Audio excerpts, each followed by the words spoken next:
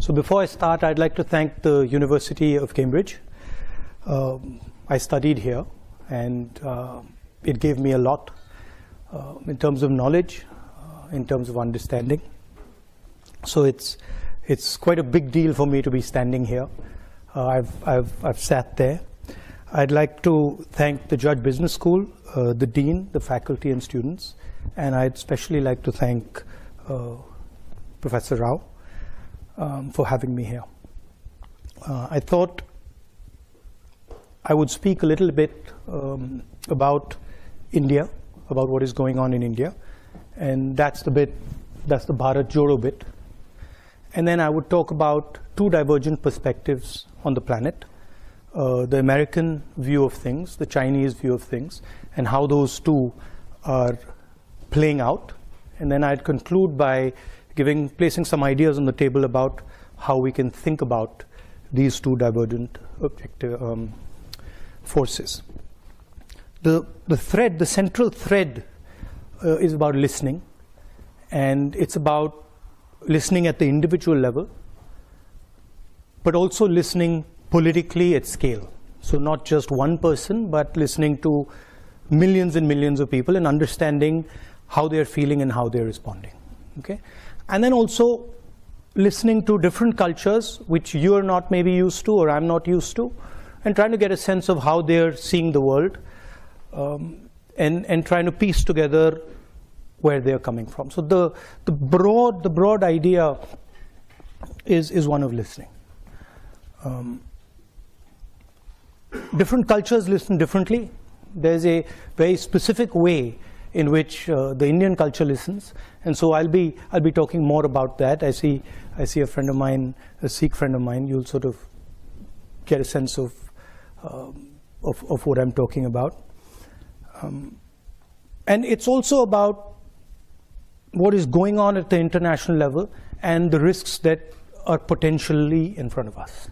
Okay, so we can start with the Bharat Jodo. Everybody knows, and it's been in the news a lot, that Indian democracy is under pressure, is under attack, right? I'm an opposition leader in India, and we are navigating that space. What's happening? The institutional framework, which is required for a democracy, parliament, a free press, the judiciary, just the idea of mobilization, just the idea of moving around, these are all getting constrained. So we are facing an attack on the basic structure of Indian democracy. In the Constitution, India is described as a union of states, and that union requires a negotiation, requires a conversation. So it's slightly different than other countries. You can think about it much more at the scale of Europe, right?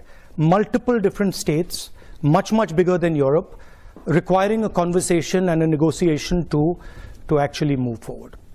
And it's that negotiation that is actually coming under attack and under threat, right? Here you can see that picture.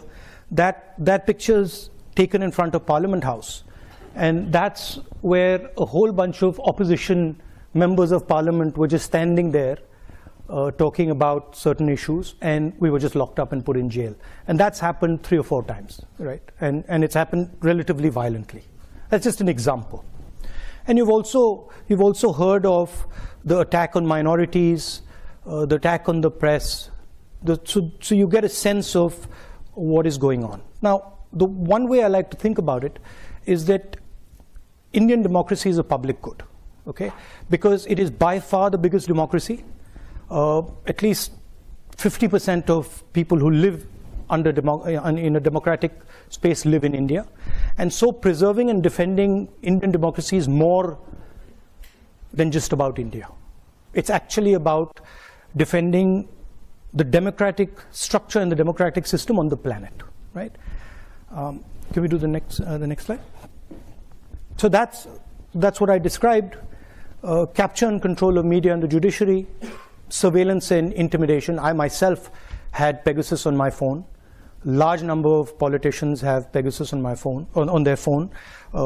I've been called by intelligence officers who tell me, listen, please be careful what you're saying on the phone, because we are sort of recording this stuff. So this is a constant pressure that we feel. Cases on opposition. I've got number of criminal libel cases for things that, you know, should under no circumstances be criminal libel cases. But that's the story, right? And that's what we are trying to defend. What we found as the opposition was that it's very difficult to communicate with people when you have this type of an assault on the media, on the democratic architecture. Can you go to the next slide? And so we decided to go back into Indian history and Indian culture, and we decided to use a very powerful tool that has been used in Indian history called the yatra. And that's Mahatma Gandhi doing a yatra against the British, which actually broke the back of the British Empire. It's called the Dandi Yatra. My Indian friends here will know about it. And it was a yatra that raised the issue of a salt tax. It was about 450 kilometers. The idea of a yatra, it's not just a journey, right? It's a journey, it's a conversation, it's listening to people, but at its heart, it's the idea of annihilating yourself.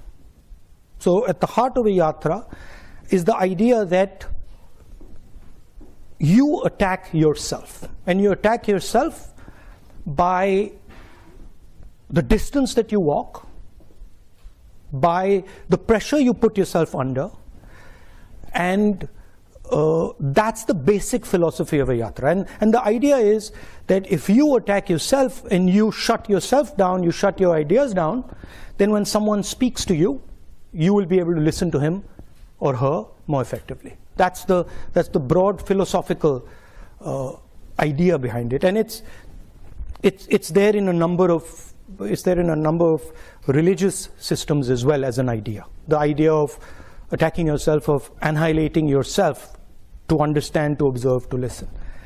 And it also has to have a sense of perseverance. It can't be that you just do it for 5 days. It's got to hurt you. It's got to be long. And it's got to take time. Can we do the next one? And so that's the yatra that we started. It started from Kanyakumari in the south, and it went all the way to Srinagar. 5 months, well actually 4.5 months of continuous walking, 4,000 kilometers, 14 states, 136 days, 9 languages, multiple religions. Next slide. And so we started on this. We decided, okay, we're going to do this. We got 125 core people, and we said, okay, we start to walk.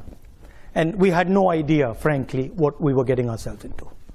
Okay, because I'm a runner, so for me, I thought to myself, look, okay, we're walking 30 kilometers a day. I run 10 easily, so 30 can't be that difficult, right? A little bit of arrogance. So I was like, this is not going to be a big deal. And so we started. And immediately we realized what we had got ourselves into, okay? Because this was not actually about the distance at all, right? The distance was almost irrelevant. It was about the energy that was embedded in this thing, right? And the number of people, the scale of the thing, spiraled completely out of control. So it went, in our imagination, it was 120 people walking with, 3,000, 2,000 people coming sometimes. This became 50, 100,000 people. And when you get 50, 100,000 people next to you, it's not easy, because you are just thrown around, right? And the forces are very, very big. To give you an idea, 6 people died, okay, walking this thing. Multiple people broke their legs, arms, and that was the type of energy that was released. What I did early on, I thought to myself, okay, so what is my responsibility in this? What do I have to do? And I came out with the concept, which was that when we're walking and there's this massive group of people and this pressure, I have to ensure that the space in front of me is safe, right? Whether it's a woman who comes, whether it's a young kid who comes, whether it's a handicapped person, whoever comes, that person's got to feel that I'm comfortable, and in this huge energetic system, I'm safe. That was my first idea. And the second idea was, which I told the guys working with us, I said that, look, whoever comes into this space must feel that they've come home, right? They should not feel that this is a political rally. They should feel that they've come to see their, I mean, there were many of us, so they've come to see their brother, or they've come to see their sister, or they've come to see their mother, and they should feel very comfortable over there. And then when they leave, they should have a feeling that I just left home. So we try to make it a personal, emotional connect with people. That was just an idea, and that's the idea here of creating this listening space. Can we do the next one? And that's what the thing looks like, right? And that's so you can see the space around me there, and there's others who are walking with me over there. There you can't really see it. And so there's massive pressure coming into that space, right? And these people are walking, and then we're inviting them into the space, and we're having these conversations, which interestingly, the moment we came up with the idea of making it a home, they stopped being political discussions. So what was a political idea suddenly became a personal idea, right? And we started getting people who started talking to us about things that we never imagined that they would speak about, right? Just completely, as a politician, we're used to saying, okay, let's talk about employment, let's talk about, these type of things. And suddenly we were getting this emotional outburst of people telling us the most personal things.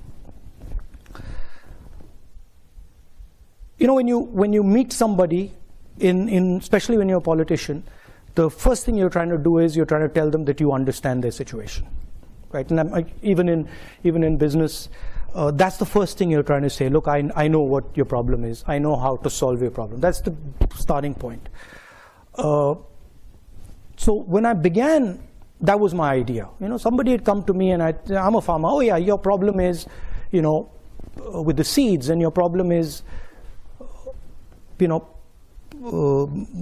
fact that you're not getting your insurance money, etc. These type of things, and very quickly that just stopped, because the number of people that I was dealing with, was just too much, and the pain. Then what also started to happen was my knee started to give me trouble. I had an old injury in college which had gone away, and then suddenly that thing started up, right? So in my mind, I was like, okay, I got to make sure that this is under control. And frankly, there's not much I can say now. And I just got to listen to everybody. And so what slowly started to happen is that my desire to speak just started to die, right? One, because I couldn't speak to so many people, and two, because I was in pain, and I was just like, okay, I got to cruise through this thing, right? I'd get up in the morning. I mean, you can imagine it. You have knee pain. And you're like, okay, so how many kilometers do I got to go? 3,500. I mean, how do you even come to terms with that, right? You're like, my God. Right? So this is, as I was dealing with this, I started to sort of go silent, right? And so I would speak to somebody. It would be as if I was like a dark lake. I'd just be sitting there and silently, and the person would be speaking to me. And slowly I started to feel many things that I could not feel before, right? So for example, a farmer would come, he'd grab my hand, and immediately when I grabbed his hand, I could tell suffering that he's been through, the pain that he's been through, the difficulty he's been through. So you started to hear, not just with your ears, you start to hear with your hands, you start to hear, listen with your eyes, you started to look, you're walking with somebody and you can see that he's struggling. So you start to get a sense of what this person is and where he's coming from. Very, very deep sense of that. I'll give you the most shocking example of this, and I said that these discussions started becoming very personal. So we're walking and suddenly these two, and how you can hear in an individual, right, the voice of millions of people, right? That's what as a politician I think about.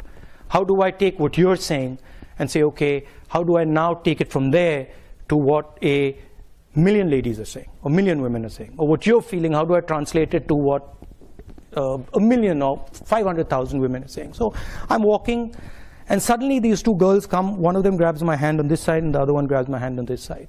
And when they grab my hand, I feel something I've never felt before, right, in their hand. I'm like, this is strange. The way they're holding my hand, there's something strange in it, right? It's like, almost like a desperate way of holding my hand. So I look at the girl and I say, tell me, what's happened? How are you doing? And she looks at me and she says, well, my sister and me, that's the sister, were gang raped by 5 guys. So this is not a personal conversation that you have with somebody you've just met.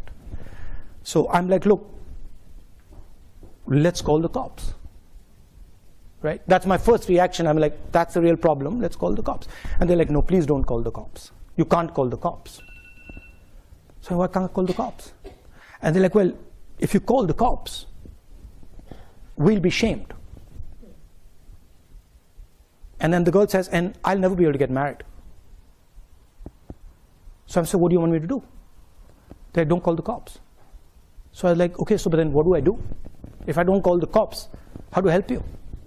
They're like, no, we just wanted our brother to know what has happened to us.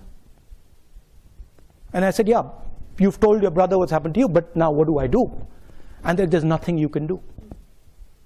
And then they walked away, right? So now you extrapolate that, and you can see thousands of women who have faced something like that, and you can see the pain that is there hidden. You can see the difficulty that they're dealing with. The other thing they said, the other thing I thought when they walked away, I was like, my God, so these girls have dealt with this, and now they're going to deal with it for the rest of their life, and they're never going to tell anybody. Right? And I thought, that's crazy. But that's it. Right? So these are the type of things that started to happen. And they started to change. As a politician, the way I look at people and the way I think about people and the way I react to people, right? Almost like a silence in me that is just, okay, say what you have to say and I'm quiet. And there's nothing I'm going to say. And tell me everything you have to say, right? And then once you've told me, I'm not telling anybody, right? Which is trust. So that's what this yatra started to do, and it started to happen with kids. I'm walking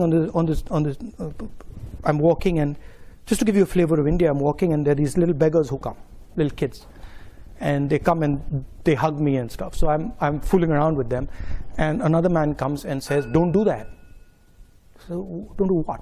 He's like, "Don't touch them." I said, "Why?" He says, "They're dirty."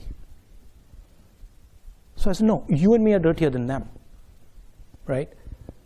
So you can see then these ideas that are floating around that suddenly you never heard them before. You never heard, or you didn't get the granularity of it anyway. And then can we go to the next? Yeah. So that's a Sikh mechanic. You can see his hand there, and this is a girl whose house has been broken. Whose house I think has been smashed. Anyway, next. Now this is where the thing gets really interesting. So we are going through all the states, and Kashmir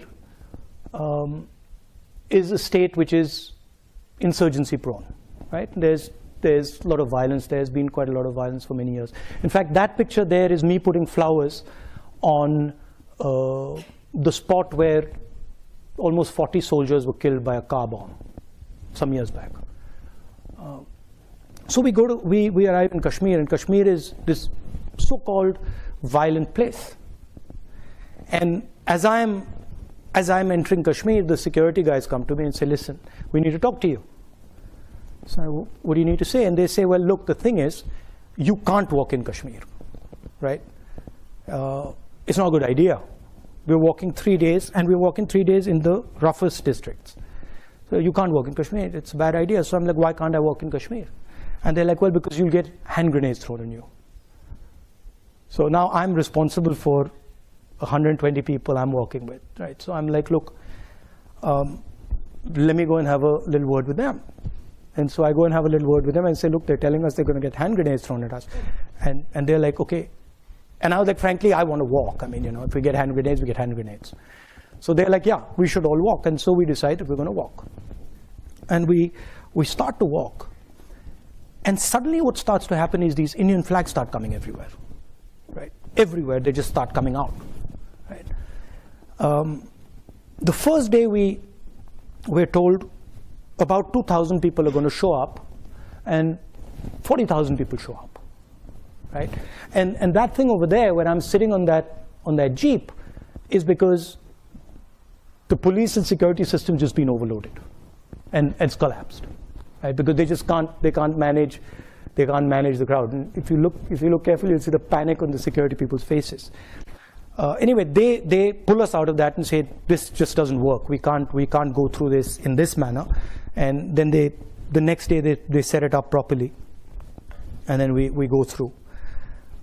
That's us entering Kashmir where the mountains are. That's on the first day. And then the really interesting thing happens. So we've been told we're going to be killed. We're walking, and people are coming, and then one guy looks at me and he says, call me. So I'm like, come. And the security people have said, listen, please don't do this. Please don't call people. Like, we walk here, don't call people, because this is putting everybody at risk. So the guy says, call me. I say, come. So he comes, starts walking next to me. And he says, Mr. Gandhi, you've come here to listen to us. So I'm like, yes. So he's like, that's interesting. He's like, you really come here to listen to us? And I'm like, yes. So he's like, good. And then he says, you see those guys over there? And we're walking. And he says, you see those guys over there? And I'm like, yes, who? He's like, those boys over there. And I'm like, yeah. He's like, the militants, right? Now, militants should normally kill me. In that environment, militants should kill me. And he says, they're there, and they're looking at you. So I look at them, and they give me this sort of, I'm serious, they give me this sort of look. And I'm like, okay, I'm now in trouble, right? Because this guy's just told me this. They give me this look, and I give them this look back, and then we carry on, nothing happens, right? And why I'm telling you this is because they actually couldn't do anything. They actually didn't have the power to do anything, even if they wanted to. Because I had come into that environment listening. And I had come into that environment completely with no violence in me at all. And the vast number of people there were seeing that, right? So that to me was an indicator of the power of listening and nonviolence. Now, what did we hear in India? The main thing, we heard that, and this you don't hear in the media. In the media, you have a completely different discourse going on. You have Bollywood, you have cricket, you have all sorts of other stuff. What we heard in India is, the main thing we heard is unemployment. That India is simply not producing the jobs its youngsters need, period, the end. And that's everybody, all the young people, okay? So I want to leave you with that. Now let's go to the next. So now let's move to the two divergent ideas that are there are many ideas, but the two that are big and the two that are powerful and playing out: the idea of the United States and the idea of China. And we know that the United States is the dominant superpower, global superpower, and it's had a record since the 1940s of enabling large amount of prosperity and growth. Okay, and it's done that in a democratic environment. It used to produce, and it used to produce in a democratic framework. And that's quite an important thing, in my view. The history of the United States, everybody knows. People went from Europe, people went from England because they were persecuted. So the idea of individual freedom is very, very deep in America. And the Americans, at least with their citizens, will protect that idea very firmly and very strongly. Right? And the other idea that's central to America is the idea of openness, the idea that anybody can come into America and anybody can dream the American dream. I was educated there, and I remember being surprised at how open it was. I'll give you an anecdote. My father had just died, and I had been killed, and I was in America in college, and I was a bit upset. So my guardian told me to come from Boston to Atlanta, and I remember 3 or 4 in the morning. I got up, took the cab to Logan Airport, and there was a Haitian taxi driver. And I started talking to him, and he said, you know, America's given me my life. America has given me everything I have. I had nothing in Haiti, and I came here, and they love me, and they treat me with respect. And I'm part of the American dream.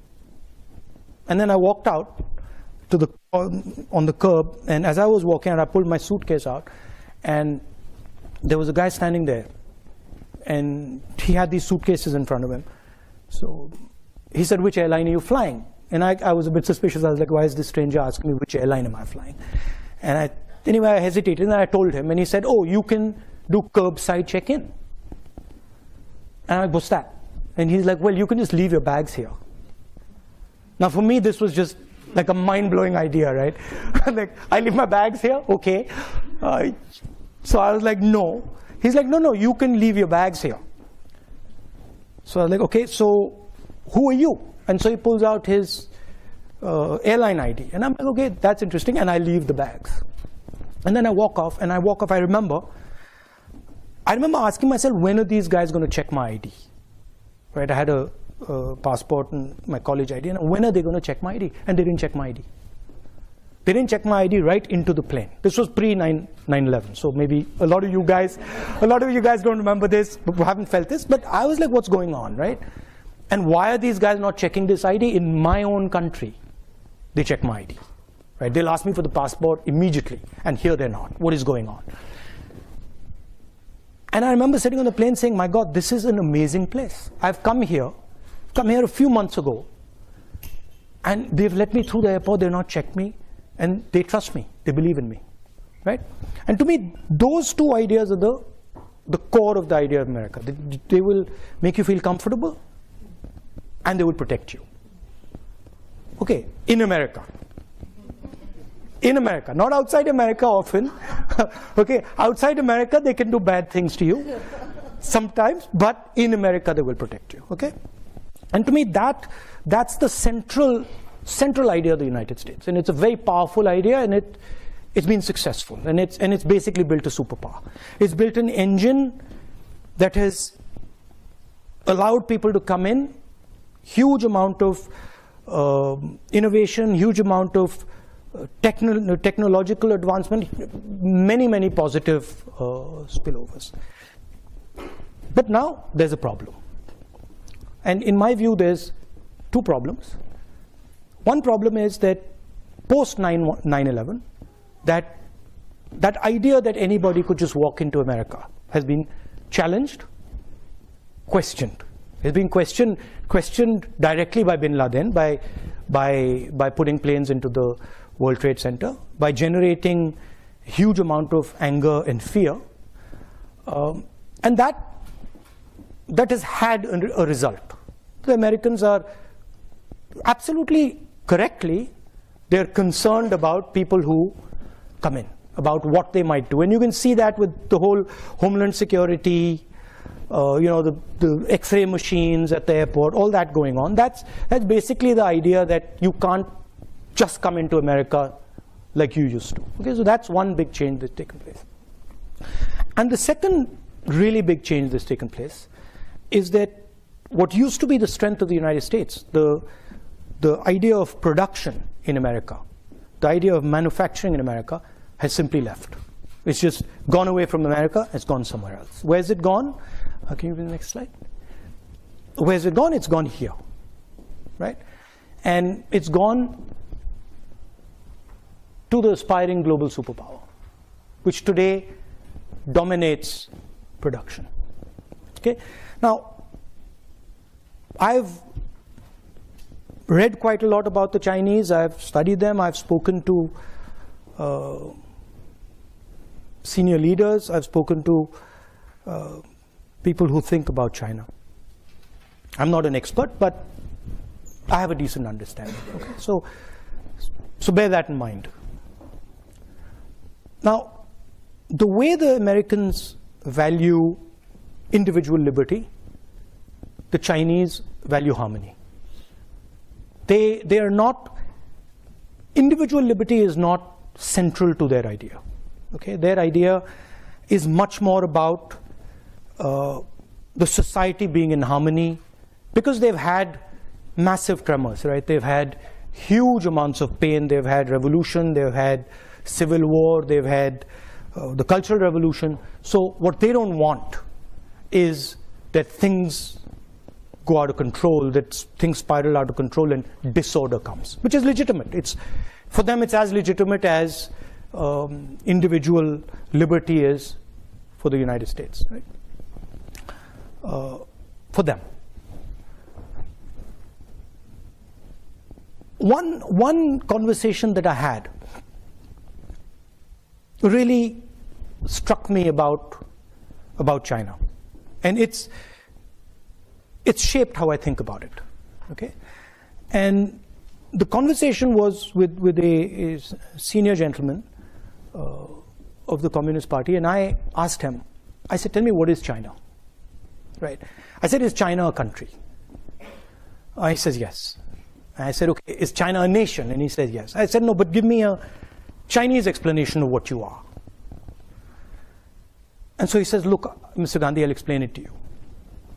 He says the Yellow River comes down from the Himalayas. It flows down. And it has unlimited power. It has unlimited energy in it. He says, if Chinese civilization orders itself and organizes itself effectively, which it does on the coast, mostly, it can harness the power of the Yellow River. And when it harnesses the power of the Yellow River effectively, China rises. He says, sometimes what happens is the Yellow River comes with all its energy, and China cannot organize itself to harness its energy. And then there is disorder in China. And the energy havoc and then flows into the sea and is wasted. And I thought this was a completely different way of thinking about a country than anything I had heard from any Western politician. I had never heard anything of this type, right? If you ask American politicians, what is America? It's the land of the free, right? They don't start talking to you about the Mississippi River and that's. I never heard it. Maybe they do. Okay, but so China looks at energy. China looks at flow. China looks at processes, right? And China tries to shape them. Now, if you use that metaphor, you can see some of their actions flowing out of this, right? You can understand now what the Belt and Road looks like and why it does what it does. Because Chinese, the Yellow River, the Yellow River flows this way. Chinese civilization harnesses the energy, and then the energy flows right back into Asia, right? You can understand what the Three Gorges Dam is, right? And I get the sense, and maybe I'm wrong, but I get the sense that the infrastructure that you see in China, the railways, the airports, the dams, they are actually, in the Chinese mind, they are emerging from nature. They're emerging from the power of the river, and they're, in a sense, China sees itself as a force of nature, right? And is embedded in nature. Whereas the West, America, does not see itself as embedded in nature. It sees itself as placed on top of nature. Okay? Now this completely changes how you think about things. And this explains, to me at least, why the Chinese would be so interested in harmony, and why, and how they would think about it. There's another conversation that, for me, was absolutely fascinating. And I started, when I get into conversations, I tend to pester people, ask them silly questions and stuff. So I started asking this other gentleman about IP, right? And I said, look, what do you think about IP? And he's like, no, we completely agree with IP, and IP makes sense. Intellectual property is fundamental. And I asked him a couple of times. And then he made two very interesting observations. So he says to me, in the middle of the conversation, he says, Mr. Gandhi, people don't invent things. Things emerge. Right? Completely different viewpoint. In the United States, Steve Jobs invents something. In China, things emerge. Meaning processes happen, and then out of those processes, things come out. And he says, why should somebody who is, anyway, he says, even if things are invented, why should someone who has invented something have perpetual rights on it? So what if he's invented it? Why should he have a monopoly on the benefits of that thing? To me, this was quite a profound statement. And I said to him, look, the logic is that you give him the right to give him an incentive so that he invents again, right? I said, how do you think about incentives? He says, oh, very simple. The person who runs fastest wins, right? We don't really care if he invented it.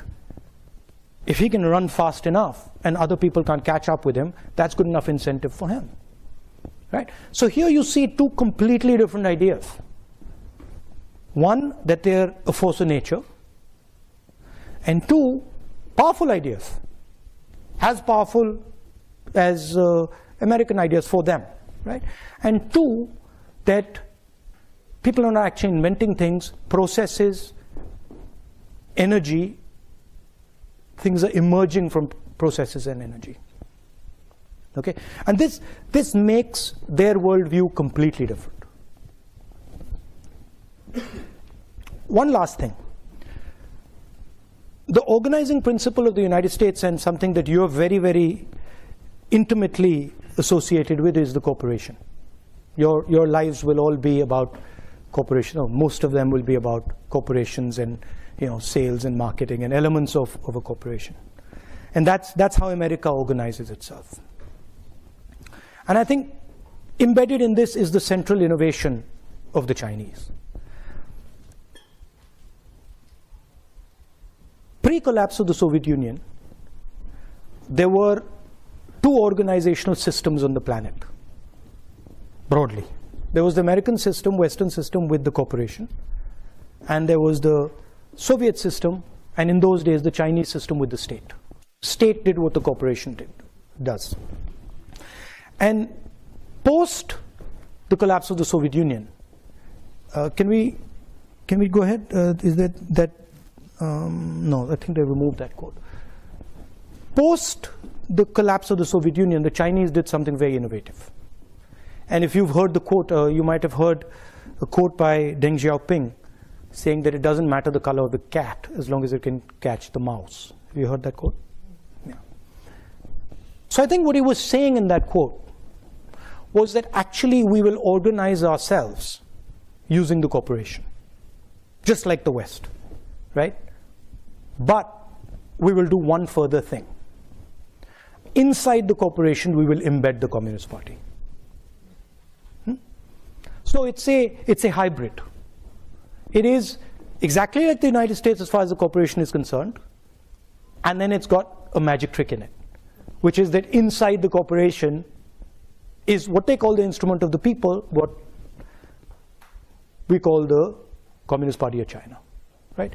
And this does something fundamental. What it does is it allows the Communist Party of China to have a full monopoly on information in the country, which the government of the United States doesn't have, or the government of India doesn't have, or the government of most other countries doesn't have, because there's a separation between the state and the corporation. And this gives them a huge advantage in artificial intelligence. It gives them a huge advantage in all sorts of, in cyber warfare, etc., etc. I'm just placing that on the table. So those are the two broad ideas. One is the maritime idea. The other is projecting right through Asia, the Belt and Road. And the contest is basically, is the planet going to be terrestrial? Is it going to remain maritime? What's going to be the balance? And China sees itself as dominating the terrestrial space and contesting the maritime space. That's how it's playing out. Now, to the conclusion. So a couple of things are very clear. The first thing is that there's a huge communication gap between what people are saying and what the media and vested interests are saying. It's just completely divergent, right? And that's a huge problem, because at least in our country, and I'm sure in the West, there's a disconnect between what people are actually feeling and what the media is saying they're feeling. Okay, that's a problem. Second thing, everybody knows that huge amount of inequality is being created, at least in the Western world and in India. A huge, massive concentration of wealth, massive concentration of income, in India, unemployment. So the worst thing that can happen is these two ideas collide with each other, right? Because then everybody's in trouble. And that's something that is not in anybody's interest, right? These ideas have their place. They're not going away anytime soon.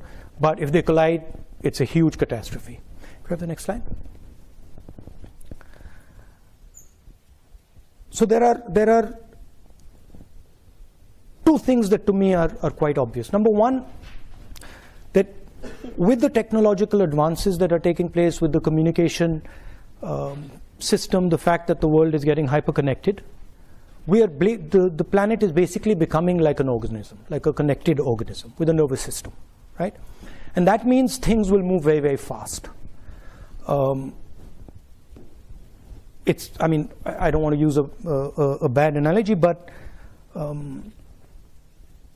cyanide kills you in seconds because it uses your nervous system, right? And it kills you with almost no energy. It requires very little energy to completely wipe you out. So that's the space we're heading, where things will move very, very quickly and they will infect everything very fast, right?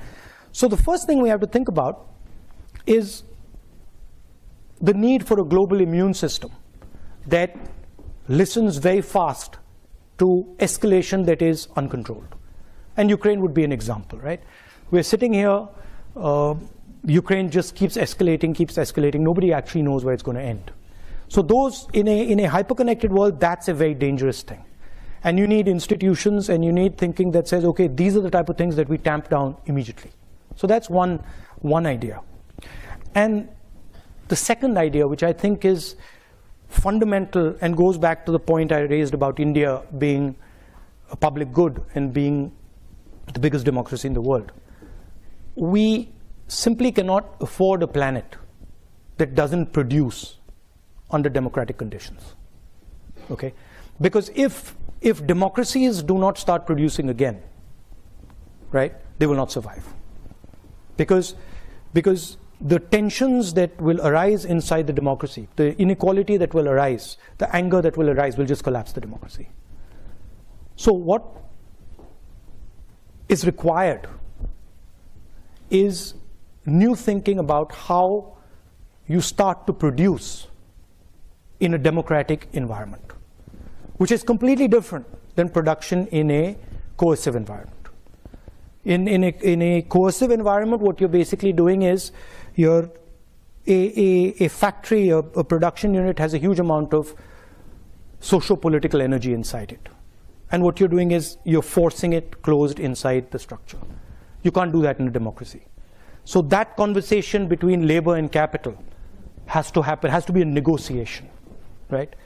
And I think that's where a lot of the thinking has to happen.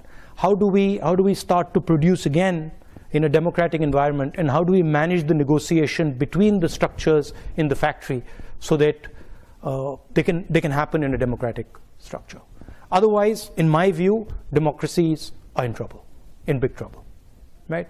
And that the good news there is, of course, technology will help you, decentralization will help you, decentralization of power will help you. So I think things can be done now that couldn't have been done 10, 20, 30 years ago in terms of technology, in terms of decentralized manufacturing, in terms of the structures that you need for that negotiation. But I think that's where a lot of the conversation has to happen. And finally, for me as a politician, the idea of listening, observing, and doing it persistently, quietly is very powerful. And I think these ideas, divergent ideas, they need to also spend some time listening to each other. One mustn't say that, oh, this is wrong and that is right. Everybody has his own way of doing things. But I think one must give space to the other and say, okay, what is that other person doing? And that requires a little bit of the idea that I mentioned at the beginning, this idea of annihilating the self, right? I'm going to keep quiet. I'm going to curb my desires. I'm going to curb my imagination, and I'm going to listen to the person in front of me with compassion, with affection, and see what he's trying to say, and listen deeply to what he's trying to say. I think that would be very, very good for the planet. Thank you.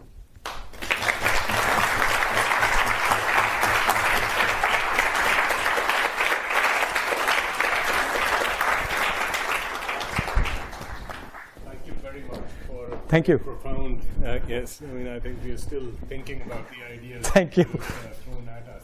Do we have any time for questions? Did I overshoot? Yes. Okay. All right. Thank you. Questions? No, we got some questions from the audience already. All right. Excellent. All right. First question is, what are your thoughts on the rising power of the right wing in India and its control of key institutions like the media and the judiciary? So when you look at these things seriously, you have to go past the idea of the right wing, and you have to go into what are the forces behind that structure, right? So what is causing that sort of change? Number one, massive concentration of wealth in few people's hands. Number two, complete control of the media as a result of the concentration of wealth. And number three, the lack of production in India, right? So if you have people working in factories, right, they can organize themselves politically. And if you can organize yourself politically, you can get a counterforce to right-wing mobilization. The problem is the bulk of India's people are unorganized labor. So it's very difficult for them to organize. They want to organize, they understand the need to organize, but because they're completely separate, They can't, right? So that's really how to think about it.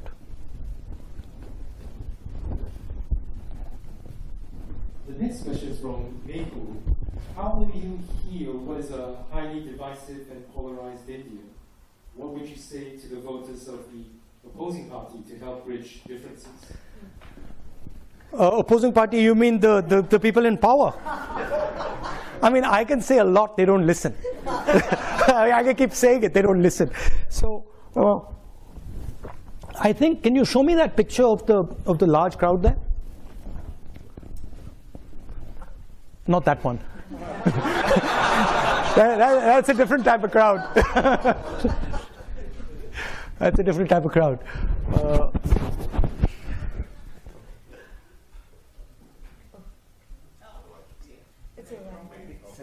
I think it's, yeah. It's a second, earlier. This one. So this is mass mobilization, right? And this is actually how you fight politically. Now, in a world where the media doesn't work, the way you fight is by mobilizing large numbers of people. It's difficult, it's tedious, it takes time, but that's the only way. You have to go through the street, right? And there's a lot that can be done using that system, right?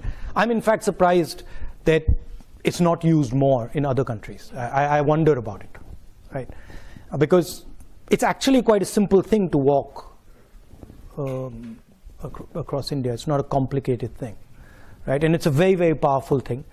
And so it's about allowing people to express themselves, right? How do you heal? I think this is healing. I think this really heals, because when somebody comes out and says, look, I had the opportunity to say what's in my heart. By the way, I had BJP guys coming here. I had BJP people coming up to me and saying what you're doing is good. What you're doing is good for the country, right? Large numbers of them, right? Because even they understand, at least the sensible one understand the risks that they're sort of pushing. Because in a hyper-connected world, you sort of create too much polarization, you get a massive backlash, and it can be very bad. The next question is, can you tell a few good policies implemented by Narendra Modi that you think are good for India in the long run? This is quite a popular question. No, see, the problem is that if you fundamentally disagree with the foundation of something, right? I mean, I could think about it and say, yeah, okay, maybe that policy that he's done is not a bad policy, right? Maybe giving ladies gas cylinders or giving people bank accounts is not a bad thing, it's a good thing. But that sort of misses the point, right? Because in my view, Narendra Modi is destroying the architecture of India. So I'm not too bothered about 2 or 3 good policies that he's doing if he's blowing my country to smithereens or our country to smithereens, right? And I think that's what he's doing. I think he is imposing an idea on India that India cannot absorb, right? India, as I said, is a union of states. It's a negotiation. And if you try to force one idea on a union, it'll react, right? I mean, I've got a Sikh gentleman sitting here, right? He's from the Sikh religion. You come from India? He comes from India, right? We've got Muslims in India. We've got Christians in India. We've got different languages in India, right? They're all India. Mr. Narendra Modi says he's not. Mr. Narendra Modi says he's a second-class citizen in India. Right? I don't agree with him. Now, if your disagreement is so fundamental, then really talking about 3 policies that you agree with, I think misses the point. Wilson Ho asks, how do you understand what India's place in the world is? How do I understand what India's place in the world is? Somebody once told one of India's leaders, do you lean left or do you lean right? And she said, we stand straight. Right? So India's place in the world is when India is successfully expressing herself, right? Not himself, herself. Because I believe that India has a feminine essence, a feminine quality. And so when India is expressing herself freely, and all the people of India are expressing themselves freely, then naturally what India does is correct. Dr. Moa asks, how do you reconcile the burden and responsibility of being part of such a famous political family, making your work connected but still retain a sense of self? No, I come from a philosophy in India that aims at destroying the self. So that's just the political philosophy I come from. I mean, that's a sort of more nuanced point and a sort of nuanced question. I fight for an idea, right? And I'm not too bothered about where I come from, who I am, who my father is, grandmother. I don't care. I think that there are certain ideas that need defending, and I defend them. And I try to think about, I try to think deeply about what is happening. I try to be compassionate. I try to understand other people's perspectives, but then I defend the ideas I believe in. Siddharth asks, India has always experienced brain drain and lost great talent to the West. How does it provide opportunities for corporates, business, etc.? I think that in the 21st century, the idea of brain drain is outdated. Because would Bangalore have happened if brain drain didn't happen? I don't think so. Because the people who created Bangalore first left India and went to America, and then went back to Bangalore. So the question is not about brain drain. The question is, are you able to create the conditions in India that brings people back? Are you, and this is something I think the Americans used to do very, very well, right? People don't just go to America because it's a nice place. People go to America because it allows you to fulfill your, or used to allow you to fulfill your dreams, included you, embraced you.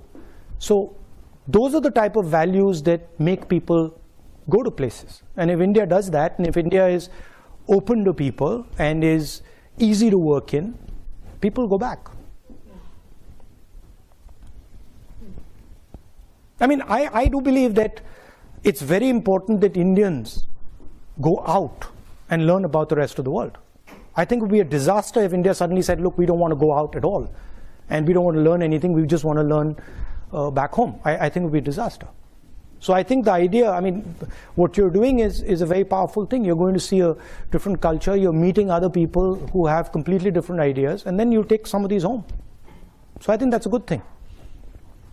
I think this is the last question. So Hamandir asks, Hamandir comes from Punjab, which is facing rapidly dropping groundwater levels and high unemployment. What's your vision on tackling these issues? On groundwater? Groundwater. I mean, that takes us back to the idea of production in a democratic environment, right? And production in a democratic environment is much more complex than production in a coercive environment. Because essentially in the coercive environment, you're not allowing the negotiation. You're shutting the negotiation down, right? I mean, with all due respect, the PLA takes care of the negotiation in China, right? Of the social pressure of the factory. The social pressure of the factory is taken care of by the PLA. Now, if you have such a force that takes care of the production negotiation, that force is going to control your government. right? So if any country decides that, look, what we're going to do is we're going to coercively control manufacturing, well, it won't be a democracy. Because the people who will coercively control it will take over the country, right? So production in a democratic environment is difficult. It's not easy. It's been done. The Germans do it very well. Other countries, the Koreans do it, the Japanese used to do it, America used to do it very well, right? But it needs a new imagination.